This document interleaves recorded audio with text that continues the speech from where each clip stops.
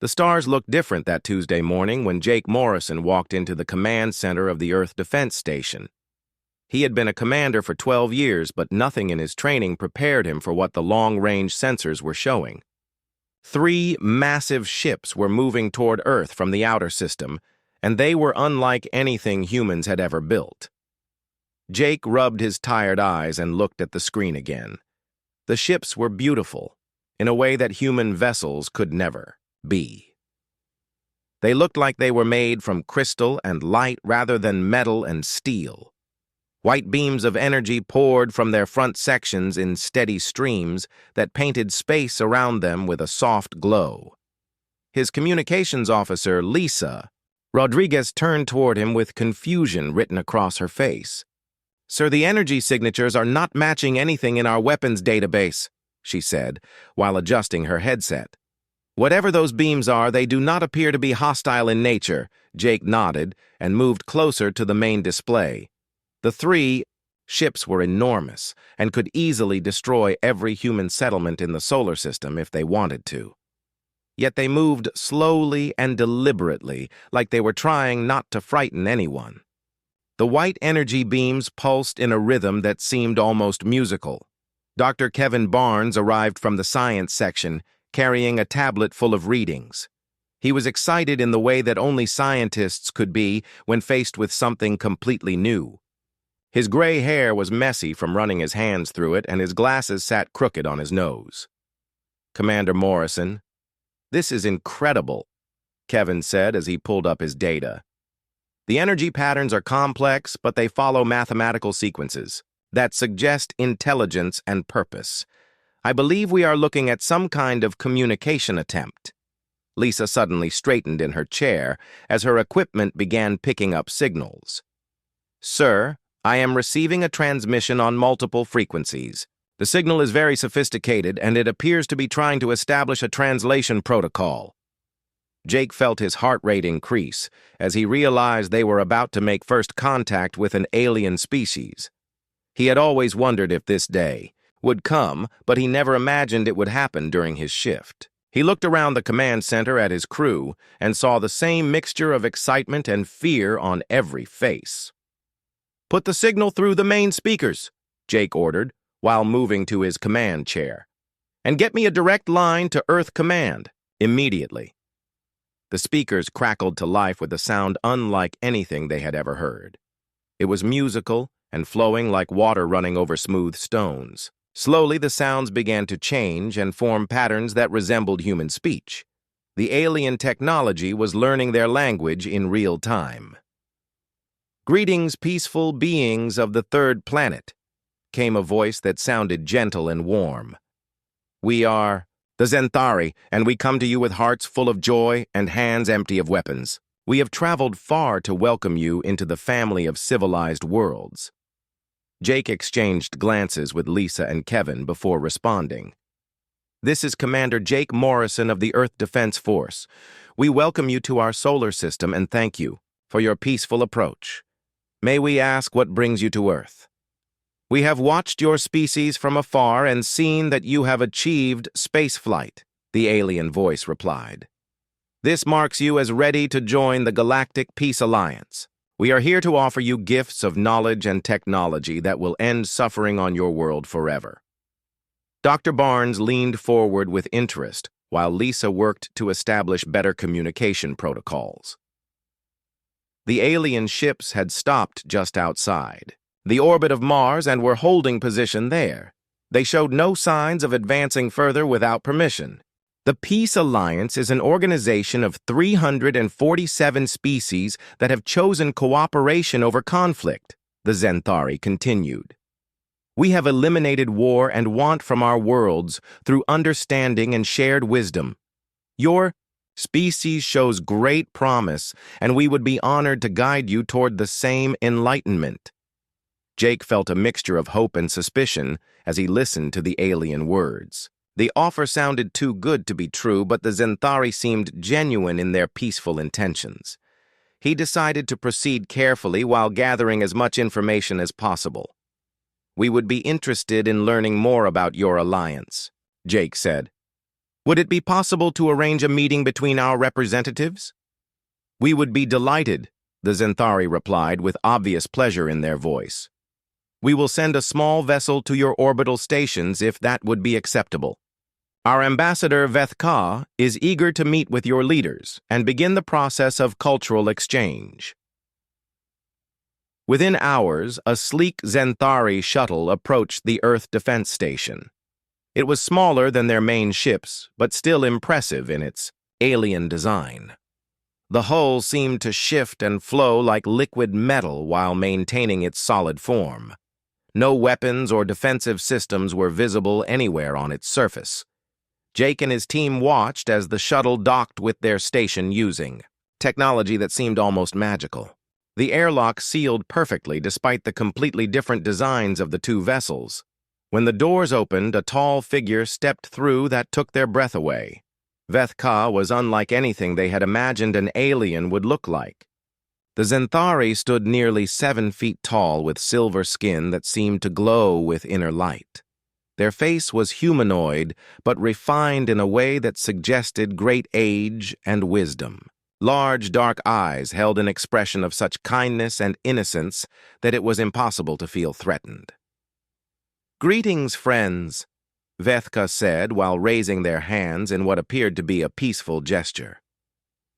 "I am honored to be the first of my people to meet with yours. This is a moment that will be remembered with joy for generations to come." Dr. Barnes stepped forward to begin the introduction process while Lisa recorded everything for later analysis. Jake watched the alien ambassador with growing amazement as they demonstrated technology that seemed centuries ahead of human capabilities. Medical scanners that could diagnose and treat diseases instantly. Energy generators that could power entire cities without fuel. Communication devices that could translate any language in seconds. All of this and more we offer freely to your people, Vethka explained with genuine enthusiasm. The only requirement for joining the alliance is a commitment to peace and the welfare of all living beings. Violence and conflict become unnecessary when all needs are met through cooperation. As Jake listened to the aliens speak, he began to understand why 347 species had joined their alliance. The technology alone would solve most of humanity's problems overnight. Hunger and disease could become things of the past. War might finally end when there was nothing left to fight over, yet something in the back of his mind whispered warnings that he could not quite identify. The Zenthari seemed almost too peaceful and trusting for beings that had survived long enough to build an interstellar civilization. Jake decided to proceed with cautious optimism while keeping his military instincts sharp. 3 months after first contact, the orbital research station above Earth buzzed with activity unlike anything it had seen before. Dr. Helen Carter walked through the corridors past human and Zenthari scientists working side by side on projects. That would have been impossible just months earlier. The sight still amazed her even though she saw it every day. Helen was a historian and her job was both simple and complex. She needed to learn everything about Zenthari culture while teaching them about human civilization. Her counterpart was a Zenthari scholar named Rel T, who seemed genuinely excited about the exchange program. The tall, silver being had an office next to hers, and they spent hours each day sharing stories about their respective peoples. "Today I would like to show you something about human conflict resolution," Helen said as she prepared her presentation materials.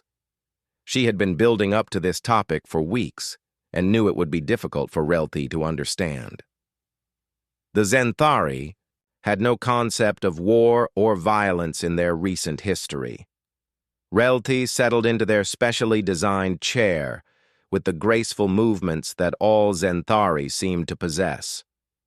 Their large dark eyes focused on Helen with the intense curiosity that had made their species such successful explorers. "I am eager to learn about how humans resolve disputes," they said in their musical voice. Helen started with simple examples of human disagreement and how they were handled through discussion and compromise. Relthi nodded along easily enough, and even offered similar examples from Zenthari society.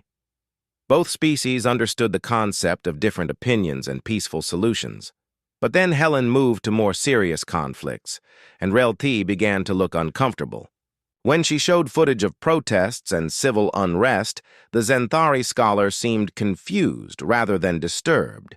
The idea that groups of humans might have such strong disagreements was foreign but not impossible to grasp. The real problem came when Helen felt she had to show historical footage of actual warfare. She started with medieval battles, thinking that the primitive weapons might be easier to explain than modern conflict. She was wrong about that assumption.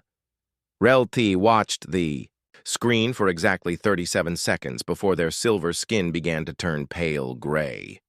They made a sound that the translation devices could not convert into human language. Then they stood up quickly and moved away from the display as if it might physically harm them. "I do not understand," Relti said while their voice shook with what Helen recognized as genuine distress. "Those humans are deliberately harming other humans. This cannot be real footage. Your species would not survive if members attacked each other in such ways." Helen paused the video and tried to explain the concept of organized warfare between different groups of humans. She talked about resources and territory and ideology, but nothing seemed to make sense to the Zenthari scholar. Relti kept shaking their head and asking why the humans did not simply talk through their problems. "Sometimes talking does not work," Helen said gently. "Sometimes groups of humans want things that cannot be shared or have beliefs that cannot be compromised. When peaceful solutions fail, some groups choose to fight for what they believe is right." Relti looked at Helen with an expression that she could only describe as horror mixed with pity. "Your species is ill," they said finally. "This behavior suggests a severe mental disorder that affects entire populations. We must help you heal from this condition before it spreads to other Alliance members." That evening, Helen met with Colonel Ryan Murphy in the station's security office. Ryan had been conducting his own analysis of Zenthari technology and culture from a military perspective. His findings were just as disturbing as what Helen had discovered, but for completely different reasons. "They have no defenses whatsoever," Ryan said, while pulling up tactical displays of Zenthari ships and facilities. "Their technology is incredibly advanced, but none of it is designed for protection or combat. They do not even have basic security protocols that most civilian organizations would consider necessary." Helen shared her experiences with Relti and the Zenthari reaction to human conflict. Ryan listened with growing concern as she described how the alien scholar seemed to view human aggression as a disease that needed to be cured. "That explains some things I have been seeing in their cultural files," Ryan said. "They keep mentioning healing and guidance when they talk about other species that joined the Alliance. I think they see themselves as doctors treating sick civilizations." Lieutenant Colonel Beth Thompson joined them with a datapad full of information from the Zenthari historical archives. She had been researching the other species in the Peace Alliance, and her findings were troubling. "I have been tracking the timeline of Alliance expansion over the past 1,000 years, she said. "Several aggressive species were contacted by the Zenthari but never joined the Alliance. According to these records, they simply disappeared from Galactic Affairs." Ryan and Helen looked at the data Beth had compiled. Species after species had been contacted by the Zenthari expedition fleets. The peaceful ones joined the Alliance quickly and prospered. The aggressive ones received multiple diplomatic missions over decades or centuries. Then their names stopped appearing in any galactic records. "Where did they go?" Helen asked while studying the timeline. "You cannot just lose entire civilizations without some kind of explanation." Beth pulled up more detailed files about one specific case. The Krathari were a warrior species that the Zenthari contacted 500 years ago. They refused to give up their military culture and join the Alliance. The Zenthari tried peaceful conversion for over a century. Then trade routes to Krathari space were closed for safety reasons. Alliance members stopped all contact with them. Within 50 years, there were no more communications from Krathari worlds. Ryan felt a chill as he realized what had happened. They were isolated and starved out. The Alliance cut them off from galactic civilization until their society collapsed. The Zenthari never had to fire a shot because they controlled access to everything the Krathari needed to survive as a spacefaring culture. Meanwhile, in another part of the station, engineer Carlos Santos was working with Zenthari technology specialists to understand their advanced systems. What he discovered made him immediately call his supervisor with urgent concerns. The Zenthari communication devices and living space systems emitted specific frequency patterns that Carlos recognized from his studies of human brain function. The frequencies were designed to promote calm feelings and reduce aggressive impulses in anyone exposed to them for extended periods. The effect is subtle but measurable, Carlos explained to his team. Humans who spend more than 8 hours a day in Zenthari facilities show decreased stress responses and reduced competitive behaviors. The aliens probably do not even realize they are doing it because the technology affects their own psychology. In ways they consider normal and healthy, Dr. Patricia Wells confirmed Carlos' findings through psychological evaluations of human staff working closely with the Zenthari.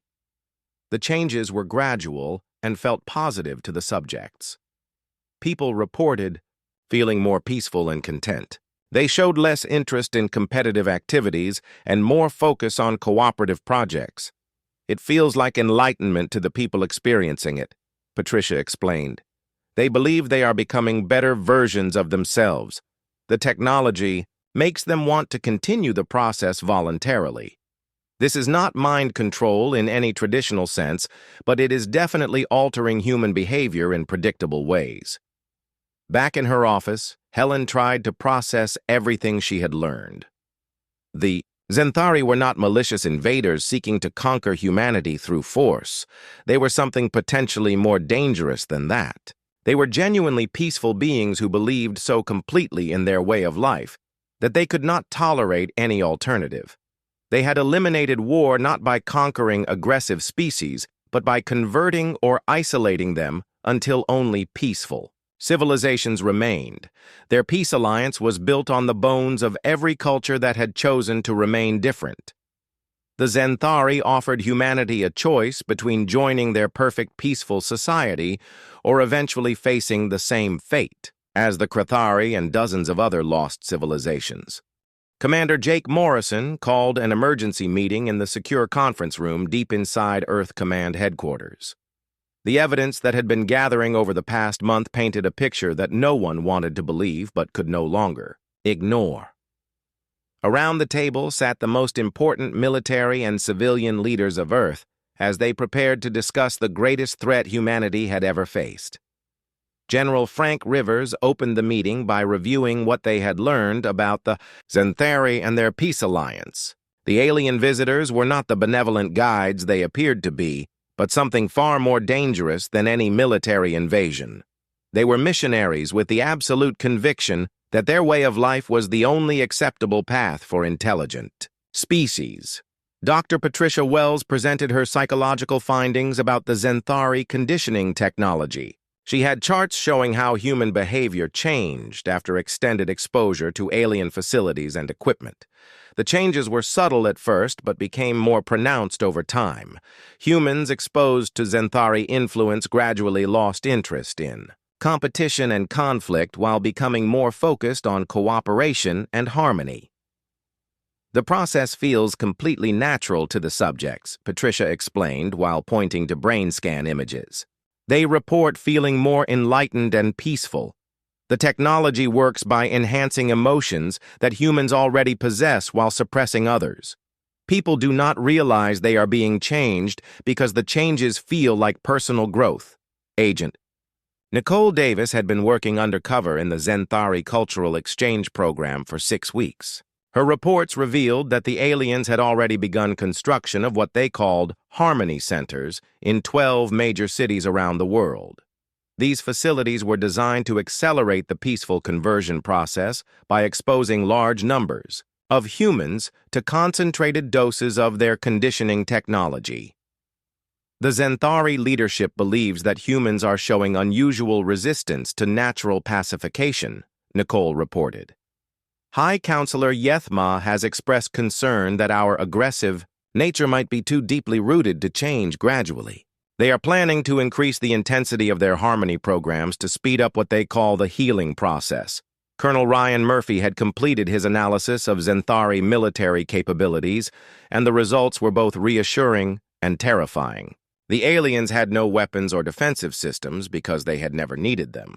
Every species they had encountered for over 1,000 years had either joined their alliance peacefully or been eliminated through isolation and economic warfare. They are completely vulnerable to any form of direct attack, Ryan explained.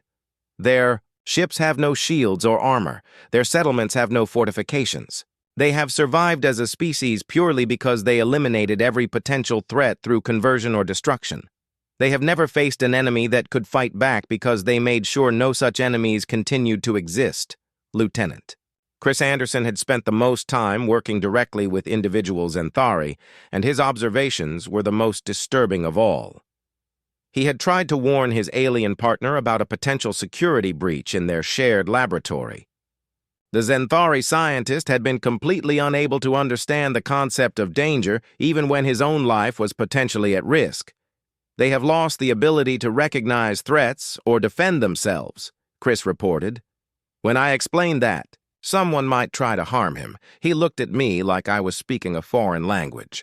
The idea that any intelligent being would deliberately cause harm to another is so far outside their psychology that they cannot process it even as a theoretical possibility.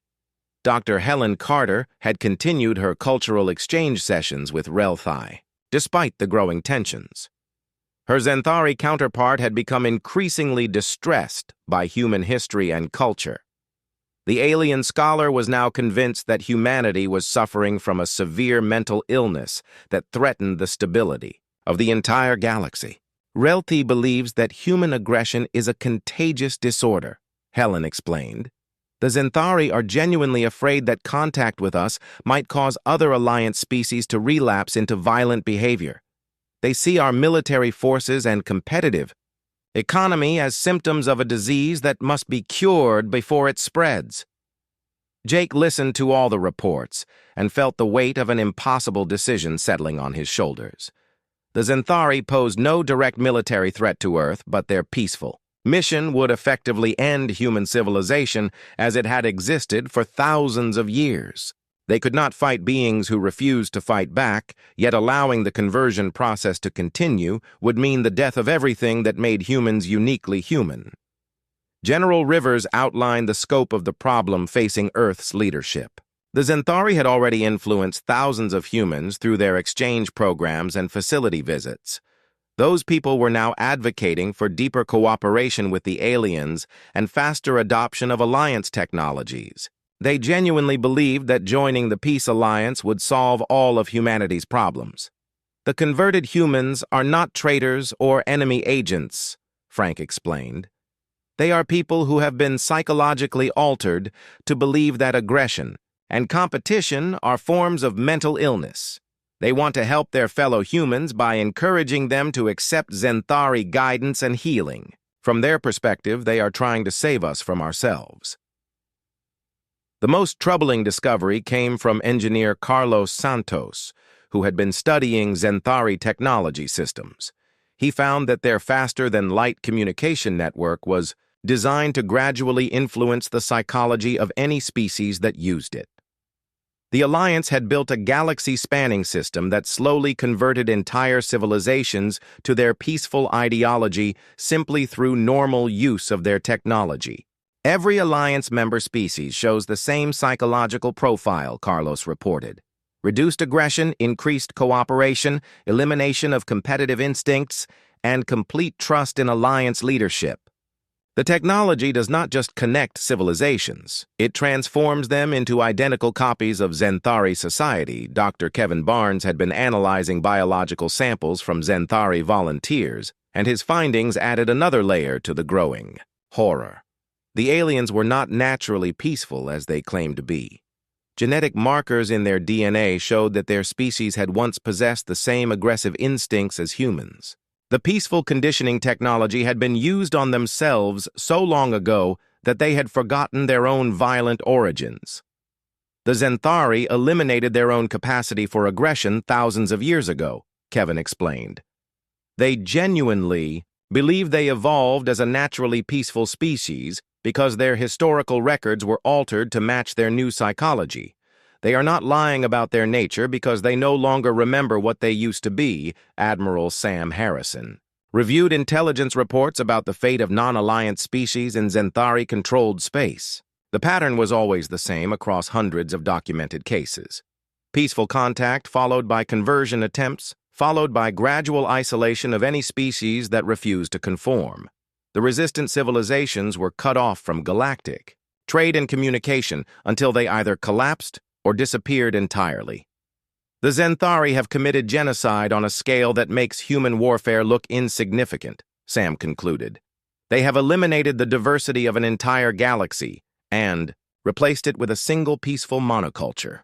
They do not see this as conquest because they genuinely believe they are healing sick civilizations and bringing enlightenment to the universe. Jake looked around the table at the faces of Earth's leaders and saw the same terrible understanding in every expression. Humanity faced a choice between accepting conversion into another peaceful alliance species or finding a way to resist beings who had never learned to fight back. The irony was not lost on anyone that the most peaceful species in the galaxy had also been responsible for the most comprehensive destruction of diversity and freedom that the universe had ever seen. The meeting ended with no clear decisions, but with the understanding that time was running out. The Xanthari were already beginning to accelerate their harmony programs, and more humans were being influenced every day. Soon, Earth would face the same choice that hundreds of other species had faced over the past millennium. Join the peace, alliance, and lose everything that made humanity human or resist, and face the consequences that had befallen every other species that chose to remain different. Admiral Sam Harrison stood in the command center of the Earth Defense Station, looking at the tactical displays showing Xanthari positions throughout the solar system. The decision had been made after 3 sleepless days of debate among Earth's leadership. If the Xanthari were going to continue their peaceful conversion of humanity, then they needed to understand what they were truly asking for. The lesson would be difficult for everyone involved, but it had become necessary for the survival of human civilization. Captain Lisa Rodriguez received her orders with a heavy heart. She had worked closely with the Xanthari for months and had grown to respect their genuine desire for peace. The idea of demonstrating human military capabilities against beings who had never harmed anyone felt wrong on every level, yet she understood why it had to be done. The simulation will use only non-lethal weapons, Lisa explained to her crew aboard the science vessel Explorer. Our goal is to disable their systems without causing any physical harm to Xanthari personnel. We need them to understand vulnerability without actually hurting them. This is education, not warfare. The target was a Xanthari research station in orbit around Mars where dozens of human and alien scientists had been working together on joint projects. The station had no defensive capabilities and the Xanthari aboard would not understand what was happening until it was too late to respond. Lisa felt sick as she gave the order to begin the approach. Lieutenant Amy Foster coordinated the attack using weapons that had been specially modified to shut down alien technology without causing explosions or structural damage. The human ships moved with precision that the Xanthari had never seen before. Within minutes, they had surrounded the research station and begun systematically disabling its power systems. The Xanthari aboard the station did not even attempt to resist. They stood at their consoles, watching in confusion as their equipment stopped working around them. Some of them tried to send messages, asking if the humans needed assistance. Others simply waited patiently, assuming that some technical problem would be resolved shortly. Veth Ka was on the station when the demonstration began. The Xanthari ambassador, who had been the first to greet humanity, watched through the windows, as human ships moved around them with military efficiency. The concept of what was happening was so foreign to Zenthari psychology that Vethka could not process it correctly. "Why are the human vessels behaving in this manner?" Vethka asked Dr. Helen Carter, who was also aboard the station. "Are they experiencing some kind of mechanical failure that is causing them to move erratically?" Helen tried to explain what was happening, but found that she could not make Vethka understand. The Zenthari ambassador kept asking questions that showed a complete inability to grasp the concept of a deliberate hostile action. Even when the station's life support systems were shut down, Vethka assumed it was an accident. Within 30 minutes, the Zenthari research station was completely disabled. Every system had been shut down, and the aliens aboard were helpless. They had offered no resistance because they literally did not know how to resist. The concept of defending themselves against another intelligent species was beyond their psychological capability. Captain Morrison watched the demonstration from Earth Command and felt a mixture of satisfaction and horror. The exercise had proven beyond doubt that the Zenthari were completely vulnerable to any species with hostile intentions. It had also shown that their peaceful nature was so complete that they could not adapt to threat even when their survival depended on it. The reaction among the Zenthari was immediate and devastating. High Counselor Yethma demanded an emergency meeting with Earth's leadership. The elderly alien's silver skin had turned pale gray with shock, and his large eyes held an expression of such profound confusion that it was painful to witness. "We do not understand what has happened," Yethma said through the communication link. "Your people have attacked our research station without provocation or warning. This behavior contradicts everything we know about intelligent species. We must assume that your people have been influenced by some external force that is causing them to act against their nature." Admiral Harrison tried to explain that the demonstration was not an attack, but a lesson about the realities of the universe, beyond Alliance space. He showed Yethma historical records of aggressive species that the Alliance had encountered and destroyed through isolation. He explained that somewhere in the vast galaxy, there were beings that would not be converted to pacifism no matter what technologies or philosophies were offered to them. "The universe contains diversity of thought and behavior," Harrison said carefully. "Not all species will choose peace when other options are available. Your alliance has survived by eliminating alternatives, but that elimination has also made you vulnerable to any species that refuses to be converted." Yethma listened to the explanation with growing distress. The idea that intelligent beings might choose aggression over cooperation was so fundamentally wrong in Zenthari understanding that it registered as a form of mental illness. The High Counselor could not accept that humans had deliberately demonstrated military capabilities against peaceful allies.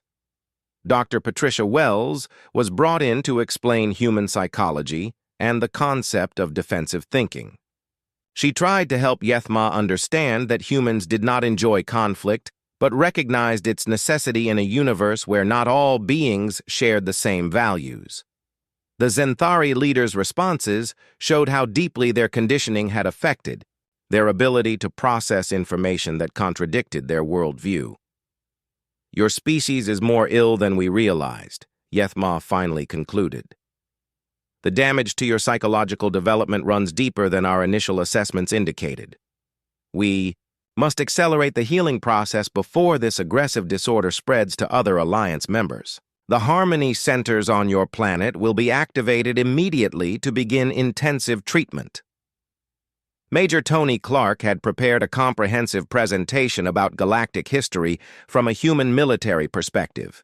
He showed Yethma evidence of the civilizations that had been destroyed by Alliance isolation policies, the Krathari warrior culture that had been starved out of existence, the Vorthak traders who had been cut off from galactic commerce until their economy collapsed, dozens of other species that had simply vanished from galactic records after refusing to join the Peace Alliance. "You have committed genocide on a scale that exceeds anything in human history," Tony explained while displaying the evidence. "You eliminated entire civilizations not through warfare, but through deliberate neglect and isolation. You are responsible for the deaths of billions of beings whose only crime was wanting to remain different from your ideal. The accusation hit Yethma like a physical blow. The Zenthari leader's skin color shifted through several shades of gray as the implications of the human claims settled into their consciousness. The possibility that the Peace Alliance had caused harm through their peaceful expansion was so contrary to everything they believed that it threatened their fundamental sense of identity. Agent Nicole Davis had been monitoring Zenthari communications during the demonstration and reported that their leadership was in chaos. Some Zenthari were calling for immediate withdrawal from human space. Others were demanding that the Harmony Centers be activated at maximum intensity to cure what they saw as humanity's dangerous mental illness. Dr. Kevin Barnes analyzed biological readings from Zenthari volunteers during the crisis and found that their stress responses were off the charts. The aliens were experiencing something close to psychological breakdown as their worldview collapsed under the weight of human revelations. Some younger Zenthari were beginning to question Alliance history, while older ones retreated into denial. Engineer Carlos Santos detected unusual energy patterns from Zenthari ships as their crews struggled to process what they had witnessed. The peaceful beings who had traveled the galaxy for millennia spreading their philosophy of nonviolence were facing the possibility that their entire civilization was built on the systematic destruction of diversity and freedom. Captain Rodriguez completed her mission and returned to base with a crew that felt like they had just committed a war crime against innocent beings. The Zenthari had been left aboard their disabled station with full life support and communication capabilities, but the psychological damage was already spreading through their entire community. The demonstration had achieved its goal of showing the Zenthari their vulnerability, but it had also revealed the terrible cost of shattering the beliefs of an entire species. The peaceful aliens who had come to heal humanity were now experiencing their first taste of the fear and uncertainty that had driven human development for thousands of years. The lesson was far from over, and both species would need to find a way forward that honored the best aspects of both peace and strength. The galaxy would never be the same after this day when humans taught their would-be saviors that sometimes the price of peace is the willingness to fight for it. High Counselor Yethma sat in his private chambers aboard the Zenthari flagship, staring at historical records that he had never truly examined before. The human accusations about Alliance genocide had forced him to review thousands of years of peaceful expansion with new eyes. What he found there aged him visibly as the weight of unwitting destruction settled upon his consciousness. The records were all there in the Alliance archives, species after species contacted with peaceful intentions, diplomatic missions lasting decades or centuries, trade restrictions imposed for safety reasons, communication blackouts justified by concerns about aggressive influences, then silence where once there had been vibrant civilizations.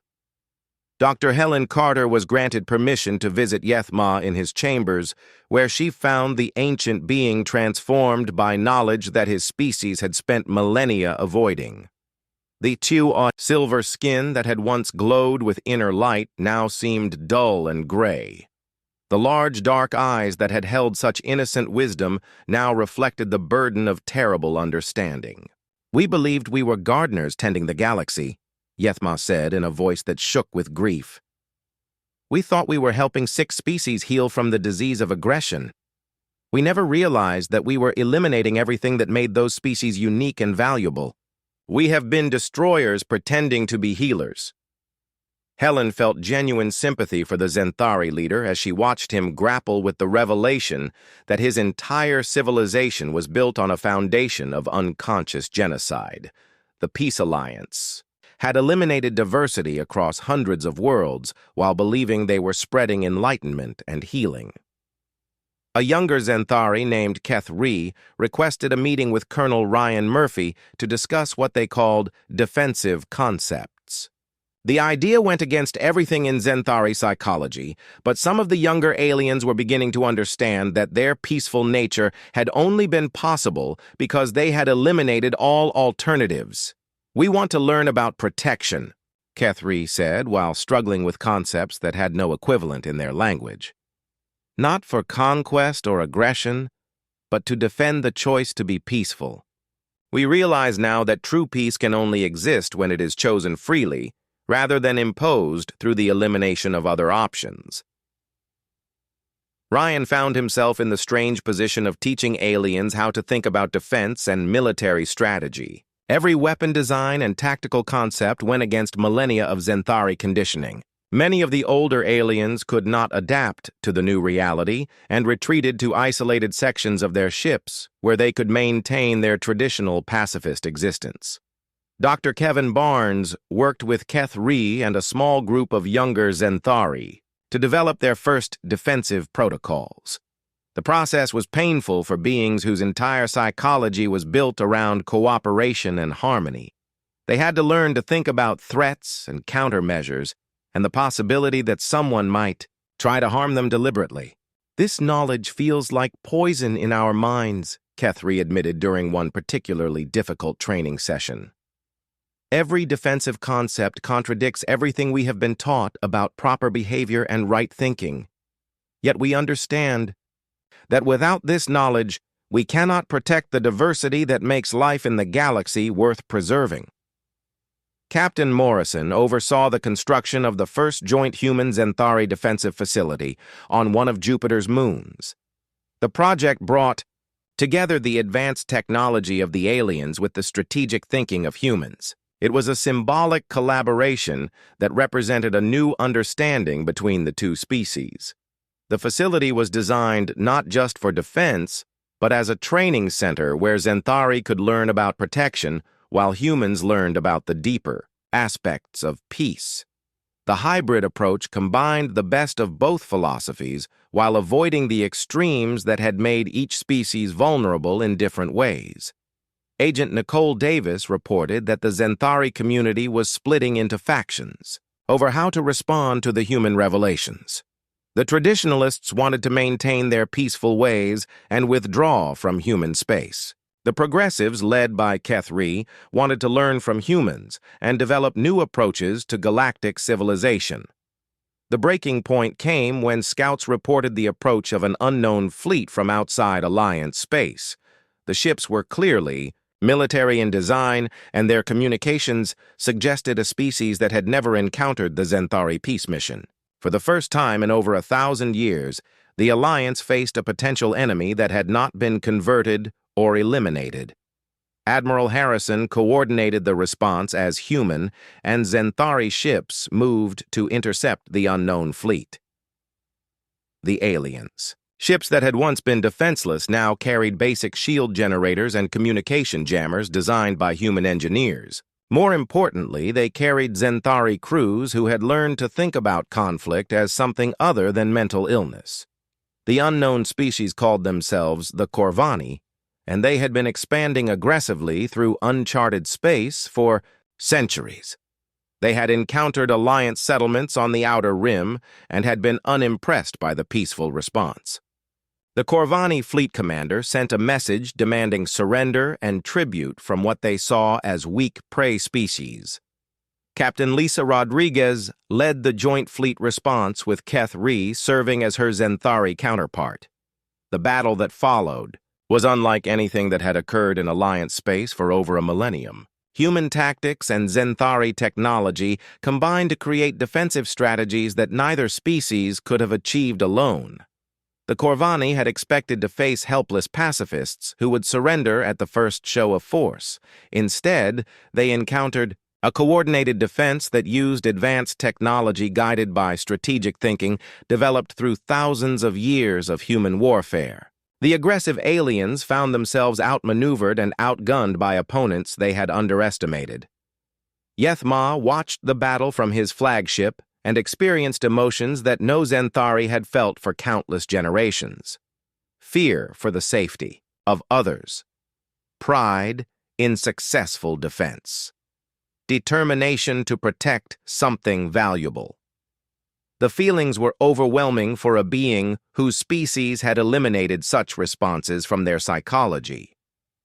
After the Corvani fleet retreated, Kethri approached Yethma with a proposal that would have been unthinkable just months before.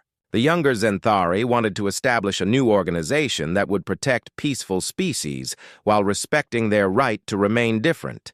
The Galactic Defense Alliance would offer protection without demanding conversion. We have learned that peace without the strength to defend it is not peace at all, Kethri explained. It is merely the temporary absence of those who would disturb it. True peace requires the ability to choose cooperation over conflict while maintaining the capability to resist those who would force their will upon others. Dr. Patricia Wells conducted psychological evaluations of both human and Zenthari personnel after the crisis. She found that both species had been changed by their encounter.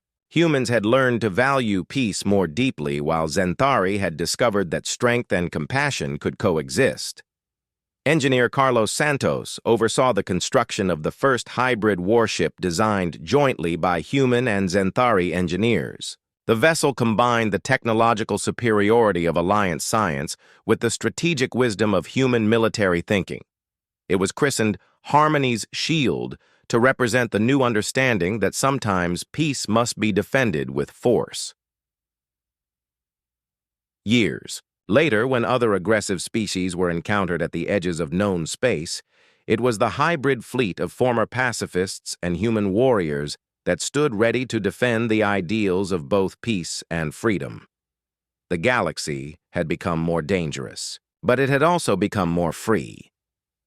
Commander Jake Morrison stood on the bridge of Harmony's Shield, watching as Zenthari and human crew members worked side by side. The aliens had learned that the price of peace was the willingness to fight for it. Humans had learned that the goal of strength was to make fighting unnecessary. Both species had been forever changed by their encounter. The Zenthari could never return to their innocent pacifism, and humans could never again see peace as weakness. Together, they had created something new in the galaxy, a civilization that valued both harmony and diversity, a society that sought peace but possessed the strength to defend it against those who would impose their will through force. The universe was vast and full of species that would test these new principles. But for the first time in millennia, there was hope that diversity and peace could coexist under the protection of those who understood that true freedom required both the wisdom to choose cooperation and the courage to resist oppression.